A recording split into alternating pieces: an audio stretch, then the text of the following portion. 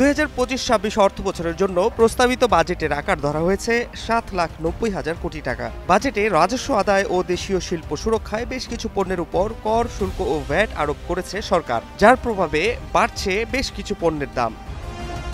২০২৫-২৬ অর্থবছরের প্রস্তাবিত বাজেটে বেশ কিছু পণ্যের শুল্ক কর বাড়ানোর প্রস্তাব দিয়েছেন অর্থ উপদেষ্টা সালেউদ্দিন আহমেদ।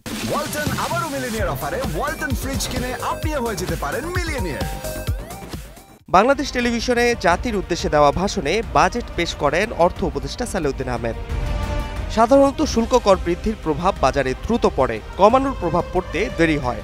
বাজেটে যেসব শুল্ক কর প্রস্তাব করা হয় তা তাৎক্ষণিকভাবে কার্যকর হয়, ফলে শুল্ক কর বাড়লে দাম বেড়ে যেতে পারে। বাজেট বক্তৃতা, অর্থ বিল ও কাস্টমস কর্মকর্তাদের পাঠানো নির্দেশিকা ঘেঁটে দেখা যায় বেশ কিছু পণ্যের উপর শুল্ক কর বাড়ানো হয়েছে। দাম বাড়তে পারে যেসব পণ্যের: মুঠোফোন। দেশে মুঠোফোন উৎপাদন ও সংযোজন মূল্য সংযোজন কর অব্যাহতি সুবিধা কিছুটা কমানো হয়েছে এবং মেয়াদ বাড়ানো হয়েছে। ভ্যাট অব্যাহতি সুবিধা কমানোয় মুঠোফোনের দাম বাড়তে পারে।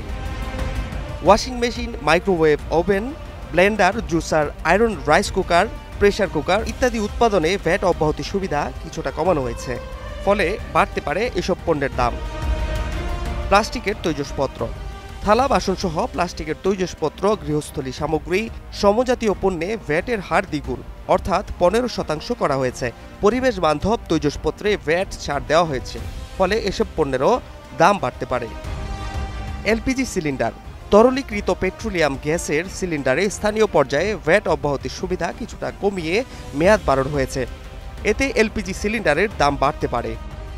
বিদেশি চকলেট। কিছু পণ্যের শুল্কায়ন মূল্য বাড়ানো হয়েছে, তার মধ্যে রয়েছে বিদেশি চকলেট। ইউনিট প্রতি $4 বদলে এখন $10 ধরে শুল্কায়ন হবে, এতে আমদানিতে খরচ বাড়বে। লিপস্টিক। ঠোঁট, চোখ ও মুখমণ্ডলে ব্যবহৃত প্রসাধনী আমদানিতে শুল্কায়ন মূল্য অনেকটাই বাড়ানো হয়েছে, ফলে এসব পণ্য আমদানি থেকে বাড়তি কর আদায় হবে, দামও বেড়ে যেতে পারে। ব্লেড। দাড়ি কাটার খরচ বাড়বে, কারণ দেশে ব্লেড উৎপাদন পর্যায়ে ভ্যাট 2.5% বাড়িয়ে 7.5% করা হয়েছে। Fahad Shahriar, news desk, global television.